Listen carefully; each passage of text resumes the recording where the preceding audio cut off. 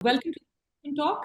मैं हूं अना चौधरी और आज हमारे साथ हैं अभिमन्यु कोहर जी, जो कि एक युवा किसान नेता हैं और ये रिप्रेजेंट कर रहे हैं जगजीत सिंह डालीवाल जी को, जो कि अनशन पर बैठे हैं। Abhimanyu ji, welcome to the Statesman Talk. बहुत बहुत शुक्रिया, धन्यवाद। अभिमन्यु जी, आप हमें क्या बताएंगे कि सरकार से आपकी असहमति किन किन विषयों पर है, और विरोध असल में किस बात विरोध किस बारे में हो रहा है? देखिए, लंबे समय से हमारे देश में किसानों की समस्याएं चल रही हैं। और चाहे वो पहले यूपीए की सरकार रही हो, चाहे वो एनडीए की सरकार रही हो, तमाम सरकारों ने किसानों की समस्याओं का समाधान करने का ईमानदारी से प्रयास नहीं किया। तो इसी कारण से देश में लगातार किसान आंदोलन चल रहे हैं। जी। और लंबे समय से, चाहे 1980 के दशक से देख लें हम, जब से भारतीय किसान यूनियन बनी, उसी समय से लगातार आंदोलन चल रहे हैं। उसी कड़ी में 2020-21 में एक बड़ा किसान आंदोलन हुआ था। और जिसकी जो मुख्य मांगे थी, जब देश के 500 से अधिक संगठन इकट्ठे हुए थे, और उस समय जो मुख्य मांगे थी, वो मुख्य मांगे थी कि एक तो एमएसपी गारंटी कानून बनाया जाए, और जो तीन कृषि कानून है वो रद्द किए जाएं। तो इन चीजों को लेकर 2020-21 में 378 दिनों तक आंदोलन चला। और 378 दिनों तक आंदोलन चलने के बाद माननीय प्रधानमंत्री जी ने तीन कृषि कानून तो वापस ले लिए थे। और उसके बाद ये कहा था कि हम एमएसपी गारंटी कानून समेत आपकी अन्य मांगों को पूरा करने के लिए एक कमेटी बना देते हैं, हाई पावर कमेटी। जी जी। तो लगभग 2.5 साल तक हमने उस कमेटी की रिपोर्ट का इंतजार किया। और जब उस कमेटी ने कुछ भी काम नहीं किया और सरकार ने हमारी मांगों को पूरा नहीं किया, तो सरकार द्वारा अलग अलग समय पे किए गए वायदों को याद दिलाने के लिए हमने 13 फरवरी से दोबारा दिल्ली जाने का फैसला किया। और एसकेएम नॉन पॉलिटिकल और किसान मजदूर मोर्चा के नेतृत्व में ये 13 फरवरी से आंदोलन शुरू किया गया। जब हम हरियाणा पंजाब के बॉर्डरों पे पहुंचे, तो उस समय हरियाणा पुलिस द्वारा और सेंट्रल फोर्सेस द्वारा बहुत ही ज्यादा ब्रुचुअल तरीके से किसानों के ऊपर अटैक किया गया, जिसमें एक किसान की गोली लगने से डेथ हो गई, 5 किसानों की आंखों की रोशनी चली गई, और लगभग 433 किसान घायल हो गए।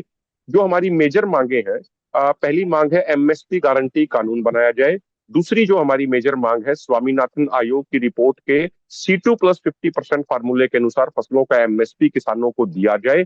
इसके अलावा इसी तरीके से हमारी टोटल 12 मांगे हैं। और सबसे महत्वपूर्ण बात जो यहाँ पे समझने की है, वो ये है कि ये मांगे मांगे ना कह के, इनको हम ये कहना चाहेंगे कि ये सरकार द्वारा अलग अलग समय पे हमारे से किए गए वायदे हैं। फॉर एग्जाम्पल, 2011 में जब प्रधानमंत्री नरेंद्र मोदी जी गुजरात के मुख्यमंत्री होते थे और कंज्यूमर अफेयर कमेटी के चेयरमैन थे, तो कंज्यूमर अफेयर कमेटी के चेयरमैन होने के नाते नरेंद्र मोदी जी ने एक लेटर लिखा था उस समय के प्रधानमंत्री डॉक्टर मनमोहन सिंह जी को। और उस रिपोर्ट में उन्होंने ये लिखा था कि प्रधानमंत्री जी, खाली एमएसपी यानी मिनिमम सपोर्ट प्राइस घोषित करने से, डिक्लेयर करने से कुछ नहीं होगा। एमएसपी आप किसानों को एंश्योर कीजिए, इसके लिए एमएसपी की आप गारंटी दीजिए किसानों को। 2011 में स्वयं नरेंद्र मोदी जी ने सिफारिश की थी प्रधानमंत्री डॉक्टर मनमोहन सिंह जी को। तो ये कोई हमारी मांग नहीं है, ये नरेंद्र मोदी जी ने ही सबसे पहले राजनीतिक तौर पे इस मुद्दे को रेज किया था। इसके अलावा जो दूसरी हमारी मांग है, 2000 लगभग आप ये मान के चलिए 2001 से लेके 2004-5 तक महाराष्ट्र के विदर्भ इलाके में किसानों के बहुत ज्यादा सुसाइड हुए। तो उस सुसाइड को रोकने के लिए, उसके कारणों का पता करने के लिए एक आयोग बनाया गया था, नेशनल कमीशन ऑन फार्मर्स। उसके जो चेयरमैन थे वो डॉक्टर एम एस स्वामीनाथन थे, तो इसलिए उस आयोग को बोला जाने लगा स्वामीनाथन आयोग। तो उन्होंने एक सिफारिश की 2006 में, अपनी जो रिपोर्ट दी बहुत बड़ी, उसमें कहा कि C2+50 यानी कॉम्प्रीहेंसिव इनपुट कॉस्ट को उसमें 50% जोड़ के किसानों को एमएसपी दिया जाना चाहिए। कॉम्प्रीहेंसिव इनपुट कॉस्ट में जो काउंट किया जाना है, वो किसान का जो बीज का खर्चा है, उसके खाद का खर्चा है, उसके जो पेस्टिसाइड का खर्चा है, जो उसका लेबर है, उसके अलावा जो फैमिली लेबर है, वो अपने खेत में जितना काम कर रहा है उसका भी लेबर जोड़ा जाएगा। उसके अलावा जो उसकी लैंड है जिसपे वो खेती कर रहा है, बेशक उसकी वो खुद की लैंड हो, लेकिन उसका जो रेंट है वो रेंट उसमें जोड़ा जाएगा। जो उसके एग्रीकल्चर इक्विपमेंट है, जैसे ट्रैक्टर, हैरो, कल्टीवेटर, रोटावेटर, उनकी जो एक साल में जो उनका प्राइस डेप्रिसिएशन होता है, वो भी किसान के खर्चे के तौर पे जोड़ा जाएगा। और उसमें फिर 50% जोड़ के उनको एमएसपी दिया जाना चाहिए। ये 2006 में रिपोर्ट आई थी। 2006 से 2014 तक कांग्रेस की सरकार रही, उन्होंने उस रिपोर्ट को लागू नहीं किया। 2014 से पहले प्रधानमंत्री जी ने ये कहा, नरेंद्र मोदी जी ने, कि भाई मुझे प्रधानमंत्री बना दीजिए और मैं किसानों के लिए इस रिपोर्ट को लागू कर दूंगा। लेकिन 2014 में जैसे ही वो सत्ता में आए, उसके बाद उस रिपोर्ट को उन्होंने भी लागू नहीं किया। और 2015 में तो नरेंद्र मोदी जी की गवर्नमेंट ने सुप्रीम कोर्ट में रिटन एफिडेविट दे दिया कि हम स्वामीनाथन आयोग की रिपोर्ट को लागू नहीं कर सकते, क्योंकि हमारा वित्तीय बजट बिगड़ जाएगा, हमारे पास इतने पैसे नहीं है। तो ये जो इस तरह की मांगे हैं, जो अलग अलग समय पे सरकारों द्वारा वायदे किए गए थे, उन्हीं को लेके हमारा ये आंदोलन चल रहा है। और 26 नवंबर से सरदार जगजीत सिंह डल्लेवाल जी हजारों किसानों के बीच में खनौरी बॉर्डर पे आमरण अनशन पे बैठे हैं। आज उनके आमरण अनशन का 9वां दिन हो गया है। पिछले 9 दिनों से उन्होंने कुछ नहीं खाया है, ना कुछ पिया है, सिर्फ पानी और पानी पी रहे हैं, उसके अलावा और कुछ नहीं पी रहे। आपको क्या लगता है, इतने टाइम से बातचीत चल रही है गवर्नमेंट के साथ में, इतनी बातचीत होने के बावजूद अब तक कोई समाधान क्यों नहीं निकल पाया है? देखिए, सबसे बड़ा कारण ये है कि जो सरकारें हैं वो किसानों के इश्यूज पे सीरियस नहीं है। ये जी। जब विपक्ष में होते हैं, ओपोजिशन में होते हैं, तो ये सारे बहुत अच्छी बातें करते हैं। लेकिन सत्ता में आने के बाद ये एंटी फार्मर और प्रो कॉर्पोरेट बातें करते हैं। अब देखिए आप, जैसे हमारी एक मांग है कि किसानों मजदूरों की कर्ज मुक्ति की जाए। जी। हम कर्ज माफी का शब्द इस्तेमाल नहीं करते, हम कर्ज मुक्ति इस्तेमाल करते हैं। उसका एक कारण है। एक ओईसीडी ऑर्गेनाइजेशन है, organisation for economic cooperation and development, 36 बड़े डेवलप्ड देशों का ऑर्गेनाइजेशन है। उसने अपनी एक रिपोर्ट में कहा कि साल 2000 से लेके 2017 तक, 17 सालों में जिस एमएसपी का वादा हमारी कंसेक्यूटिव गवर्नमेंट्स ने किया किसानों के साथ, वो एमएसपी ना मिलने के कारण किसानों को लगभग 45 लाख करोड़ रुपए का नुकसान हुआ। 45 लाख करोड़ रुपीज का नुकसान हुआ। और अभी उसकी एक लेटेस्ट रिपोर्ट आई है, जिस रिपोर्ट में कहा गया है कि साल 2022 में, सिर्फ एक साल में, जो एमएसपी प्रॉमिस किया गया वो एमएसपी ना मिलने के कारण और अचानक से फसलों के इंपोर्ट एक्सपोर्ट संबंधित पॉलिसीज को चेंज करने के कारण किसानों को 14,78,000 करोड़ रुपए का नुकसान हुआ। तो ये जो लगातार जो सरकारों ने जो वादा खिलाफी करी है, उसकी वजह से किसानों को इतना ज्यादा नुकसान हुआ है। और ये जो पॉलिटिकल पार्टियां हैं, जितनी भी तमाम पॉलिटिकल पार्टियां हैं, ये कॉर्पोरेट फंडिंग से चलती हैं। इलेक्शन के दौरान कॉर्पोरेट से ये फंड लेती हैं, इसीलिए प्रो कॉर्पोरेट पॉलिसी बनाती हैं। अभी कुछ दिन पहले संसद में ये स्वीकार किया एक मंत्री ने कि 2014 से लेके 2023 तक बड़े बड़े कॉर्पोरेट हाउसेज का 14,56,226 करोड़ रुपया एनपीए कर दिया गया, यानी नॉन परफॉर्मिंग एसेट के तौर पे बना दिया गया। तो उनके लिए तो लाखों करोड़ों रुपए माफ कर दिए जाते हैं, लेकिन किसानों के लिए जब कर्जा माफ करने की बात आती है तो सरकार कहती है हमारे पास बजट नहीं है। तो अभिमन्यु जी, आप हमें बता सकते हैं कि एमएसपी इश्यू पे आपकी क्या क्या मांगे हैं? देखिए, एमएसपी अपने आप में एक बहुत बड़ी मांग है, कि मिनिमम सपोर्ट प्राइस, यानी न्यूनतम समर्थन मूल्य। कोई भी व्यक्ति अपना उत्पाद करता, कोई प्रोडक्शन करता है किसी चीज का, तो उसको राइट होता है वो उस पे एमआरपी, मैक्सिमम रिटेल प्राइस, यानी अधिकतम इतने तक वो बेच सकता है। लेकिन जो फार्मर है उसको दिया गया है मिनिमम, यानी मिनिमम सपोर्ट प्राइस, यानी बस इतना दिया जाए उसको ताकि वो सिर्फ जिंदा रह पाए। तो हमें तो जो जिंदा रहने के लिए हमारे लिए डिक्लेयर किया गया वो भी हमें नहीं मिल रहा, तो हम तो बिल्कुल मिनिमम की, सबसे न्यूनतम की लड़ाई लड़ रहे हैं। जी। ओके। और इसके अलावा अगर आप डिमांड्स देखेंगे हमारी, जो 12 मांगे हैं, उसमें एक डिमांड है हमारी, जो 2013 का लैंड एक्विजिशन कानून था, वो नरेंद्र मोदी गवर्नमेंट ने 2014 में उसको ऑर्डिनेंस लाके पार्लियामेंट में बदलने की कोशिश करी। जब पार्लियामेंट में उस समय इनकी राज्यसभा में मेजोरिटी नहीं थी, तो इन्होंने अलग अलग स्टेट गवर्नमेंट्स को कहा कि जिन जिन स्टेट गवर्नमेंट्स में बीजेपी या बीजेपी के सहयोग से सरकार चल रही है, वो अपनी अपनी असेंबलीज में, विधानसभाओं में कानून पास करके 2013 वाले कानून में बदलाव लाए और प्रो कॉर्पोरेट कानून, उसमें प्रो कॉर्पोरेट क्लॉजेज उसके अंदर डाले गए। तो हमारी एक मांग ये है कि 2013 वाला भूमि अधिग्रहण कानून फिर से लागू किया जाए। इसके अलावा जो नकली खाद और बीज है, उनके ऊपर एक सख्त कानून लाया जाए। और जो 2020-21 के आंदोलन में लखीमपुर खीरी के अंदर हमारे 4 किसानों और एक पत्रकार भाई को शहीद किया गया था, उनसे जो वादे किए गए थे सरकारी नौकरी देने के और उचित कार्रवाई करने के दोषियों के खिलाफ, उस पर अभी तक कोई अमल नहीं किया गया है, तो उन चीजों को पूरा किया जाए। आप क्या हमें सारी 12 मांगे बता सकते हैं?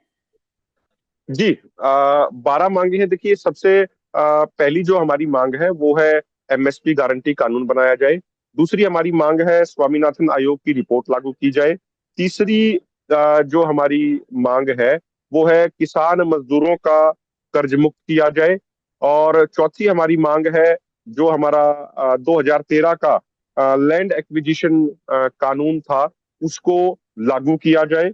और इसके अलावा हमारा जैसे लखीमपुर खीरी में जिस तरीके से किसानों का नरसंहार किया गया था और उसके बाद जो वायदे किए गए थे कि पीड़ित किसानों को जो न्याय दिया जाएगा, अभी तक वो उनको न्याय नहीं दिया गया है, वो दिया जाए। इसके अलावा भारत विश्व व्यापार संगठन यानी डब्ल्यूटीओ से बाहर आए, क्योंकि जो डब्ल्यूटीओ, वर्ल्ड बैंक और आईएमएफ जैसे संस्थान है ये लगातार प्रो वेस्टर्न कंट्रीज पॉलिसीज बनाते हैं। जैसे अमेरिका के किसानों को, वहां की सरकार को बहुत छूट है कि अमेरिका के किसानों को कितनी भी सब्सिडी दे सकते हैं, उसको अलग अलग amber box subsidy, green box subsidy, इस तरीके से जो उसमें डिवीजन किया गया है। तो इसलिए हम डिमांड करते हैं कि उनकी जो पॉलिसीज हैं डब्ल्यूटीओ, आईएमएफ और वर्ल्ड बैंक की, वो न्यूट्रल पॉलिसीज नहीं है। भारत जैसे देशों के ऊपर, डेवलपिंग देशों के ऊपर बहुत सारी रेस्ट्रिक्शंस लगाई गई हैं। इसके अलावा किसानों और खेत मजदूरों को 10,000 रुपए प्रति महीना पेंशन दी जाए, ये भी एक तरीके से देश की सेवा कर रहे हैं। जो prime minister crop insurance scheme है उसमें कुछ चेंजेस लाने की आवश्यकता है। जैसे क्या होता है कि अभी prime minister crop insurance scheme में एक गांव को एक यूनिट माना जाता है। मान लीजिए जब वो ये चेक करते हैं भाई फसलें खराब हुई है नहीं हुई है, तो वो ये देखते हैं पूरे गांव की फसल खराब हुई है नहीं हुई है। अगर पूरे गांव की फसल 75% से ज्यादा खराब होगी तो ही वो मैक्सिमम उनको इंश्योरेंस देते हैं। हमारा ये मानना है, हमारा ये मांग है कि भाई आप एक गांव को एक यूनिट मानने की बजाय एक खेत को एक यूनिट मानिए। क्योंकि जब किसी व्यक्ति का भी कोई उसका बीमा होता है उसका, तो एक व्यक्ति को ही यूनिट माना जाता है। कोई ये नहीं कहती कोई कंपनी कि भाई जब आपके पूरे गांव का एक्सीडेंट हो जाएगा तब हम आपको बीमा देंगे। वो यही कहती है कि ठीक है भाई, एक इंडिविजुअल व्यक्ति का कोई उसको दिक्कत हो गई या किसी गाड़ी को कोई दिक्कत हो गई, तो उस एक गाड़ी को या एक व्यक्ति को यूनिट मान के उसको इंश्योरेंस दिया जाता है। तो उसी तरीके से जब हमारा प्रीमियम जो लिया जाता है हमसे वो पर एकड़ लिया जाता है, तो हमें बीमा देते समय भी पर एकड़ को ही उसको एक यूनिट माना जाए। इसके अलावा जो मनरेगा जैसी जो पॉलिसीज हैं उसमें 200 दिन का रोजगार खेती हर मजदूरों को दिया जाए। और संविधान की 5वीं सूची को लागू किया जाए और उसके अनुसार जो जमीन है उस पे, खासकर जंगलों में, उस पे आदिवासियों का हक सुनिश्चित किया जाए। इसी तरीके से हमारी 12 मांगे हैं। एक मेजर और मांग है वो ये है कि जिस तरीके से जब ये हमारा मूवमेंट शुरू हुआ तो जिन जिन पुलिस ऑफिशियल्स ने बड़े ही वायलेंट तरीके से क्रैकडाउन करने का प्रयास किया, उनके ऊपर सख्त कार्रवाई होनी चाहिए, उनकी जांच होनी चाहिए। और अगर आप देखेंगे कि जैसे आज 9वां दिन है जगजीत सिंह डल्लेवाल जी के आमरण अनशन का, तो लगभग उनका वेट भी 8 किलोग्राम कम हो चुका है और उनकी जो शुगर है वो भी काफी अप एंड डाउन जा रहा है और ब्लड प्रेशर भी काफी अप एंड डाउन जा रहा है।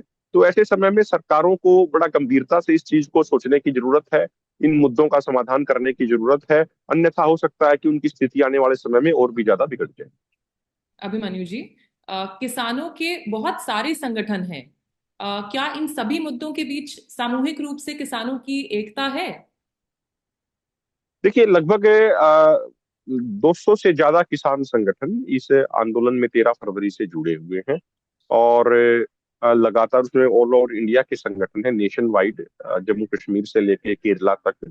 और तमाम किसान संगठन बड़ी मजबूती से काम कर रहे हैं।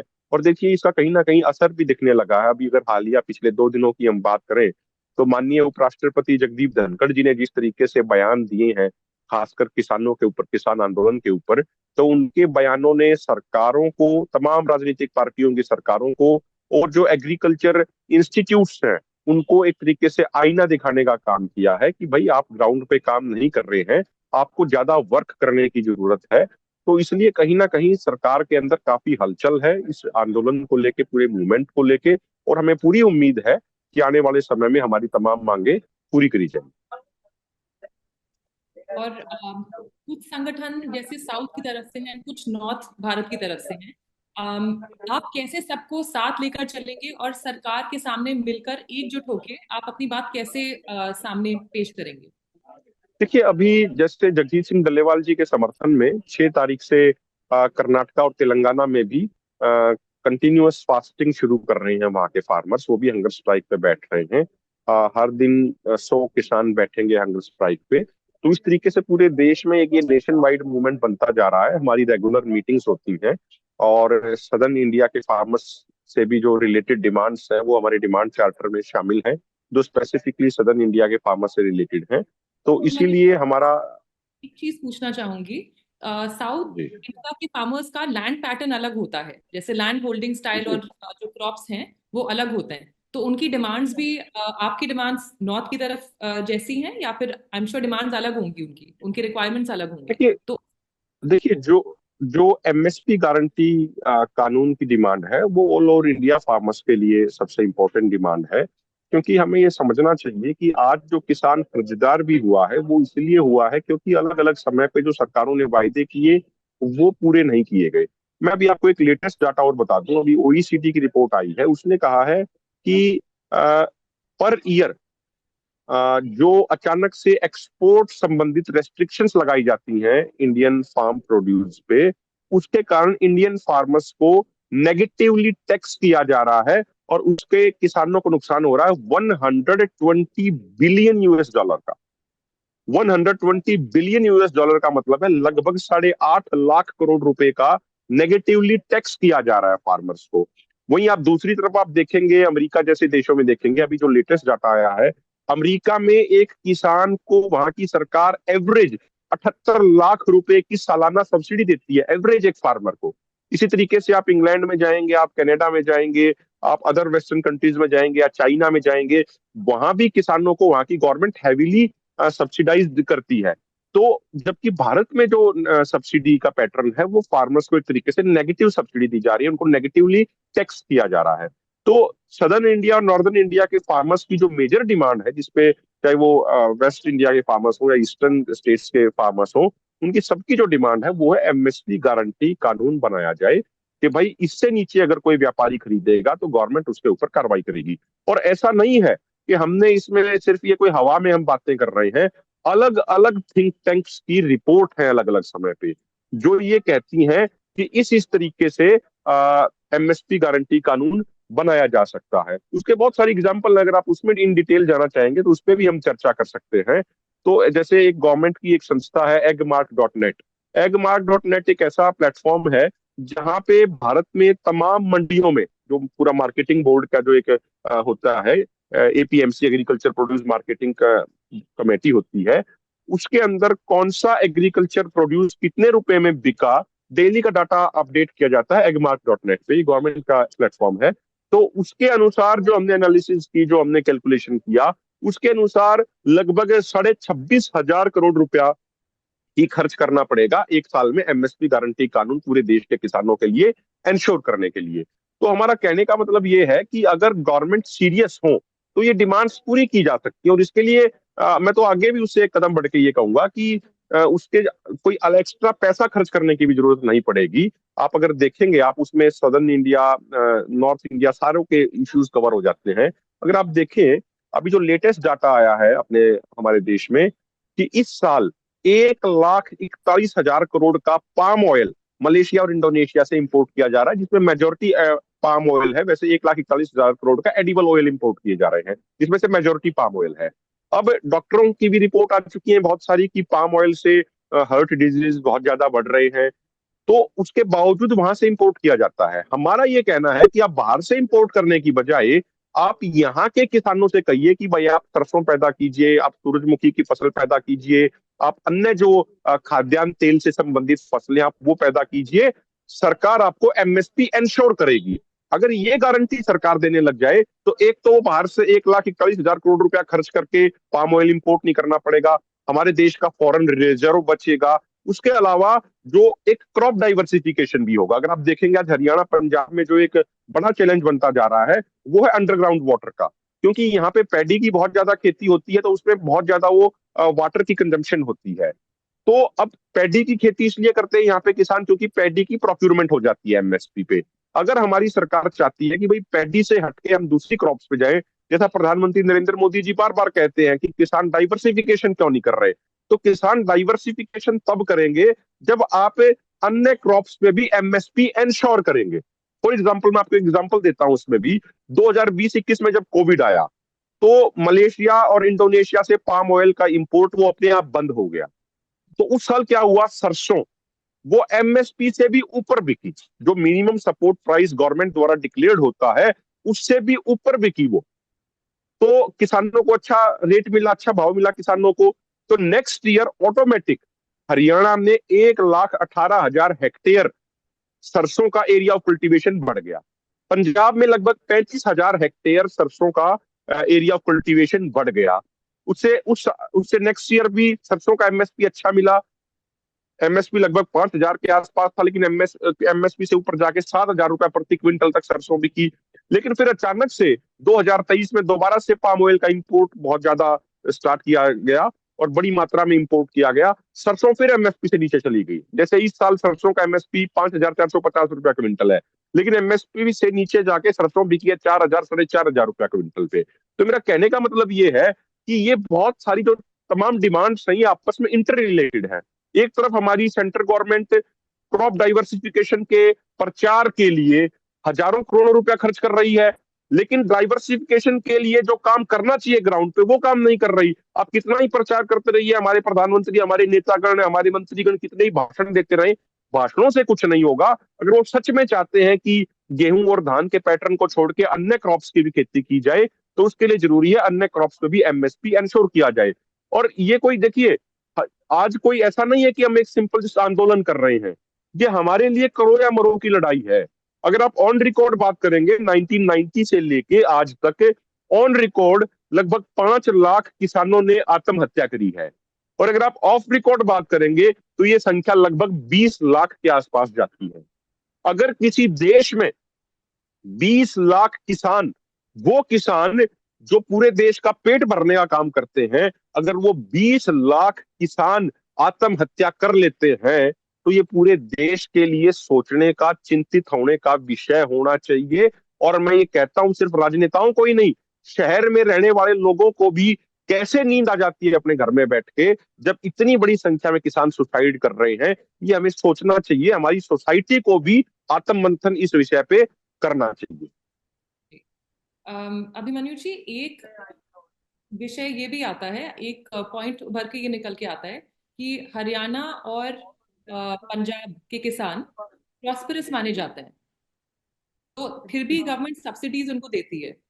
ये एक पॉइंट निकल के आता है जो कि शहरी लोग ज्यादातर समझते हैं कि मतलब हरियाणा और पंजाब के किसान तो काफी प्रॉस्पेरस है, तो उनको भी क्यों सब्सिडी मिलती है। देखिए, मैं आपको एक चीज बताऊं, ये एक मिसकंसेप्शन है कि भाई हरियाणा और पंजाब में सब्सिडी मिलती है इसलिए किसान प्रोस्पेरस है। ऐसा नहीं है।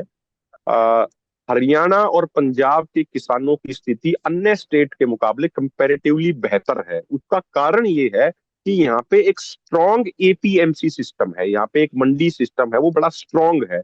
1939 में चौधरी छोटूराम जी ने, जब वो संयुक्त पंजाब के मिनिस्टर होते थे, उस समय यहाँ पे एक agriculture produce marketing committee act लाए थे जो बहुत ज्यादा स्ट्रॉन्ग है।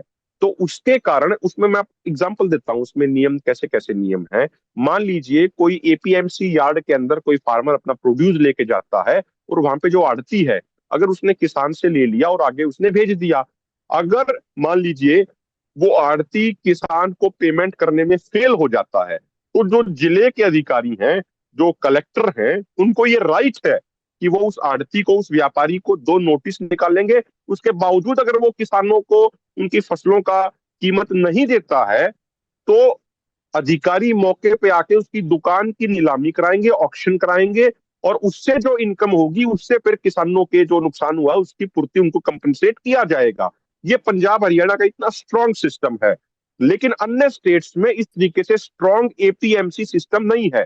जैसे अगर बिहार की बात करें तो बिहार में 2004 में एपीएमसी सिस्टम को स्क्रैप कर दिया गया था। और उस समय यह कहा गया था कि बहुत बड़े बड़े प्राइवेट प्लेयर आएंगे और किसानों को बहुत ज्यादा फायदा होगा। लेकिन अगर आप देखेंगे, अगर डाटा उठाएंगे, तो 2004 के बाद से ही बिहार से बड़ी संख्या में लोगों का पलायन शुरू हुआ, लोग माइग्रेट करने शुरू हुए और वो हरियाणा और पंजाब जैसे स्टेट्स में आके वहां पे मजदूरी करते हैं। जितने भी मजदूर लेबर भाई हमारे आते हैं हरियाणा में या पंजाब में, जब हम उनसे बात करते हैं तो वो सारे के सारे, ज्यादातर उनमें से 4 से 5 एकड़ के किसान हैं। पंजाब और हरियाणा का 4 से 5 एकड़ का किसान किसी अदर स्टेट में मजदूरी करने के लिए कभी नहीं जाता, लेकिन बिहार का, यूपी का किसान क्यों आता है? क्योंकि वहां पे स्ट्रॉन्ग एपीएमसी स्ट्रक्चर नहीं है, वहां पे ऐसे कानून नहीं है जो किसानों के राइट्स को प्रोटेक्ट कर सके। अब हमारे यहाँ क्या होता है पंजाब हरियाणा में, अभी कुछ प्रॉब्लम्स आ रही है, लेकिन नॉर्मली क्या होता है कि ठीक है हमारी फसल पकी, उसको कटवाया हमने और उसको मंडी में ले गए। मंडी में जब जाते हैं तो गेट पे गेट पास कटता है, उसके बाद उसका जे फार्म कटता है, फिर व्यापारी का आई फार्म कटता है, और हमारा काम हो गया खत्म। लेकिन आप यूपी में जाएंगे, आप बिहार में जाएंगे, वहां पे किसानों को ट्रैक्टर ट्रॉली लेके 3 3 4 4 दिनों तक लाइन में लगे रहना पड़ता है, जब जाके उनकी फसल बिकती है, वो भी एमएसपी से बहुत ज्यादा कम रेट पे। तो जो पंजाब और हरियाणा में कंपैरेटिवली जो प्रोस्पेरिटी है, उसका कारण कोई सब्सिडी नहीं है, सब्सिडी तो इक्वल मिल रही है, और वो सब्सिडी अगर आप ओवरऑल देखेंगे तो नेगेटिव सब्सिडी है। अब मुझे बताइए कि यूरिया के अलावा, डीएपी के अलावा और किस चीज पे सब्सिडी है? हमें तो कोई सब्सिडी नजर नहीं आती, इसके अलावा कहीं कोई सब्सिडी किसानों को नहीं दी जा रही है। तो इसीलिए हमारा ये कहना है कि all over India APMC structure बनाए जाने की जरूरत है, उसकी दिशा में काम किया जाना चाहिए, जब जाके किसानों के हालात सुधरेंगे। अभिमन्यु जी, आप कई सालों से प्रोटेस्ट कर रहे हैं और सरकार के साथ कई राउंड्स ऑफ बातचीत भी हुई है, फिर भी ये इश्यू सॉल्व क्यों नहीं हो पाए? आपको क्या लगता है कि देखिए कुछ कम्युनिकेशन, देखिए आपको क्या लगता है गवर्नमेंट के साथ में क्यों कोई रेजोल्यूशन नहीं आ पाया आज तक? देखिए मैं आपको बताऊं, जब ये हमारा मूवमेंट शुरू हुआ तो 8 फरवरी को, 12 फरवरी को, 15 फरवरी को, 18 फरवरी को 4 बार हमारी चंडीगढ़ में सेंट्रल गवर्नमेंट के मिनिस्टर माननीय पीयूष गोयल जी, माननीय नित्यानंद राय जी, माननीय अर्जुन मुंडा जी जो उस समय कृषि मंत्री होते थे, उनके साथ 4 दौर की मीटिंग हुई और 8 8 10 10 घंटे मीटिंग चली, बातचीत चली है। और हमने एक एक बात को विद प्रूफ मिनिस्टर्स के सामने पेश किया। फॉर एग्जाम्पल 2018 में भी सरदार जगजीत सिंह डल्लेवाल जी के नेतृत्व में दिल्ली में रामलीला ग्राउंड में आमरण अनशन किया गया था। 10 दिनों से अधिक तक वो आमरण अनशन चला था। उसके बाद उस समय के जो कृषि मंत्री थे राधा मोहन सिंह जी, उनके सिग्नेचर के साथ, प्राइम मिनिस्टर ऑफिस के मिनिस्टर जितेंद्र सिंह जी के सिग्नेचर के साथ भारत सरकार के लेटर पैड पे हमें लिख के दिया गया था कि हम 2 महीने के अंदर स्वामीनाथन आयोग की रिपोर्ट को इम्प्लीमेंट करेंगे। लेकिन आज 2024 आ गया, अब तक किया नहीं। तो जब हमारी 4 दौर की मीटिंगें हुई, हमने कहा कि भाई आप कीजिए इन चीजों को, बहुत समय हो गया। तो सरकार ने कहा कि भाई ऐसा करते हैं, हम एक कमेटी बनाते हैं, आप भी कमेटी में आ जाइए, कृषि मंत्री भी कमेटी में आ जाएंगे, कुछ और मिनिस्टर कमेटी में आ जाएंगे, कुछ अधिकारी कमेटी में आ जाएंगे, और फिर हम चर्चा करेंगे। हमारा ये कहना है कि आपको इतने साल हो गए चर्चा करते करते, आप ये अंतहीन चर्चा है आपकी। जब तक आपके पास पॉलिटिकल विल पावर नहीं होगी, आप पॉलिटिकल विल पावर गवर्नमेंट नहीं दिखाएगी, तब तक ये इन चीजों का समाधान नहीं हो सकता।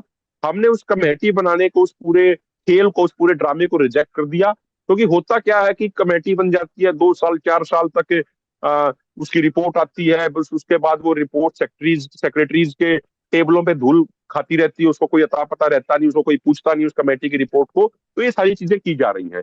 अब इसीलिए अब की बार ये करो या मरो का आंदोलन किया गया है। लगभग 10 महीने हो गए सड़कों में बैठे हुए हजारों किसानों को। और जगजीत सिंह डल्लेवाल जी जब 26 नवंबर से आमरण अनशन पे बैठे, तो उससे पहले वो एक दिन पहले अपने गांव गए थे, जो डिस्ट्रिक्ट फरीदकोट पंजाब में उनका गांव पड़ता है। और उन्होंने वहां पे, जो उनके पास खेती करने लायक लगभग 17.5 एकड़ जमीन थी, वो अपने परिवार में उन्होंने अपनी दे दी, अपने बेटे को, अपनी पुत्र वधू को और अपने पोते को, ग्रैंडसन को, क्योंकि उनके नाम करा दी। डलेवाल साहब ने ये कहा कि भाई मुझे नहीं मालूम कि मैं जिंदा वापस लौट के आ पाऊंगा या नहीं आ पाऊंगा, मैं बिल्कुल करो या मरो का ये आंदोलन है। अगर मेरी डेथ भी होती है मोर्चे पे, तो मेरी डेड बॉडी को वहीं मोर्चे पे रखा जाए और आंदोलन को कंटिन्यू किया जाए। उसके बाद नेक्स्ट जो हमारे लीडर हैं, जैसे सुखबीर सिंह जी हैं, उन्होंने अपना नाम दिया, फिर वो वहां पे उनकी जगह फास्टिंग पे बैठेंगे। तो इसीलिए एक ये बड़ा स्ट्रांग तरीके से फैसला लिया गया है। और यहाँ पे सबसे इंपॉर्टेंट बात समझने की ये भी है, एक मैं आपको एक तथ्य और बताऊं। अक्सर क्या होता है कि जब भी कोई भी व्यक्ति जब अपनी लैंड अपनी नेक्स्ट जनरेशन के नाम करवाता है, तो अक्सर वो अपने बेटों के नाम या अपने पोतों के नाम कराता है। लेकिन डलेवाल जी ने कहा कि भाई जो मेरे घर में पुत्र वधू है, जो मेरी डॉटर इन लॉ है, वो भी मेरी बेटी के समान है, और वो मेरे घर का, मेरे परिवार का एक हिस्सा है। तो उन्होंने अपनी जमीन का एक हिस्सा अपनी डॉटर इन लॉ, अपनी पुत्र वधू के नाम भी कराया। तो उनकी जो एक सोच है जगजीत सिंह डल्लेवाल जी की समाज के प्रति, किसानों के प्रति, वो बड़ी वास्ट तरीके से वो सोचते हैं, और इसीलिए मजबूरी वश उन्होंने इतना बड़ा फैसला लिया है। आप सोचिए एक बात, हम सबको ये सोचनी चाहिए, पूरे देश को सोचनी चाहिए। आज उनको 9 दिन हो चुके हैं, 9 दिन से उन्होंने कुछ नहीं खाया, कुछ लिक्विड नहीं लिया, कोई खाना नहीं लिया, सिर्फ और सिर्फ पानी के ऊपर थे। और अभी वो कह रहे हैं कि चाहे कितना ही लंबा चले मुझे कोई दिक्कत नहीं है, जबकि वो खुद कैंसर के पेशेंट हैं। 2020-21 का जब मूवमेंट चल रहा था, चलते मूवमेंट के दौरान उनको कैंसर डिटेक्ट हुआ था। तो हमारी सरकारों को गंभीर होना चाहिए। अगर एक इतने बड़े किसान नेता की डेथ होती है इस तरीके से भूखे रह के, तो मुझे लगता है कि वो हमारे देश के लोकतंत्र के लिए एक काला दिन होगा, और ऐसा कलंक होगा इन राजनीतिक पार्टियों के ऊपर, इन सरकारों के ऊपर, जो कलंक इनसे कभी उतर नहीं पाएगा। तो सरकारों को सीरियसनेस दिखानी चाहिए, जिस तरीके से हालिया समय में उपराष्ट्रपति जी ने बयान दिए हैं, तो सरकारों को भी उस पर काम करना चाहिए। अभिमन्यु जी, मैं आपसे पूछना चाहूंगी कि ये प्रोटेस्ट आप कब तक जारी रखेंगे, और अगर पुलिस आपसे मान लीजिए कि जबरदस्ती आपको हटाने की कोशिश करती है, तो आप फिर इस स्थिति में आप क्या करेंगे? देखिए, ये फास्टिंग शुरू होने से पहले 26 को अर्ली मॉर्निंग लगभग 2:45 बजे के आसपास बहुत बड़ी संख्या में पुलिस फोर्स आई थी। डल्लेवाल साहब को अरेस्ट किया गया था, इलीगल डिटेंशन में रखा गया था, जबरदस्ती उनको हॉस्पिटल में लेके जाया गया था। लेकिन उन्होंने हॉस्पिटल से ही अपनी फास्टिंग शुरू कर दी थी। और जब किसानों ने कॉल दी कि भाई अगर डल्लेवाल जी को रिलीज नहीं किया गया, तो हम जगह जगहों पे प्रदर्शन करेंगे और पंजाब के सीएम के दफ्तर का भी घेराव करेंगे, उनके आवास का भी, घर का भी घेराव करेंगे। उसके बाद सरकार ने 30 तारीख को इनको रिलीज किया था, लेकिन इनकी फास्टिंग 26 से ही कंटिन्यू है। और हमने अपने इंतजाम किए हैं यहाँ पे खनौरी बॉर्डर पे। लगभग 4 किलोमीटर तक ट्रैक्टर ट्रॉली है, हजारों की संख्या में किसान है। 24x7 किसानों की ड्यूटी रहती है, रात को भी दिन में भी। तो हमारा प्रयास ये रहेगा, एक बड़ी लंबी लिस्ट बनी है जिसमें किसानों ने कहा है कि वो अपनी जान दे देंगे, लेकिन जगदीश सिंह डल्लेवाल जी को पुलिस हिरासत में, मतलब उनकी अरेस्ट उनको नहीं करने देंगे। तो इसलिए हमारी तैयारी है। बाकी देखिए, सरकार सरकार होती है, सरकार किसी भी लेवल की वायलेंस कर सकती है, जैसा भी होगी वायलेंस उनका हम शांति के साथ उनका सामना करेंगे। और अभिमन्यु जी, अगर मान लीजिए कि सरकार आपकी 10 में से मानो मान लीजिए 7 मांगे मान ले, और बाकी 3 पे बात करने के लिए, चर्चा करने के लिए अग्री हो जाए, तो क्या आप मानेंगे? क्या आप चाहते हैं कि सभी मांगे पूरी हो तभी आप प्रोटेस्ट खत्म करेंगे? देखिए, मैं अकेला कोई फैसला नहीं ले सकता इन चीजों पे। ये दोनों फोरम है जिसमें लगभग 200 ऑर्गेनाइजेशंस हैं। तो 200, अगर कोई गवर्नमेंट का कोई प्रपोजल आएगा, वो प्रपोजल में उसके क्या पॉजिटिव हैं क्या नेगेटिव हैं, वो तो दोनों फोरम बैठ के विचार करेंगे। और हमें दोनों फोरमों को अगर लगेगा कि भाई फ्रूटफुल तरीके से किसानों की मांगे पूरी करी जा रही हैं, जैसे एमएसपी गारंटी कानून बनाया जा रहा है, तो अन्य मेजर डिमांड्स को अगर एड्रेस किया जाएगा, तो निश्चित तौर पे फिर दोनों फोरम बैठ के उस पर विचार करेंगे। और हमारा ये मानना है कि किसी भी मुद्दे का जो समाधान है, वो बातचीत से ही संभव है। बिना बातचीत के किसी भी मुद्दे का समाधान नहीं हो सकता है। If you like this episode, then please like and subscribe. Thank you.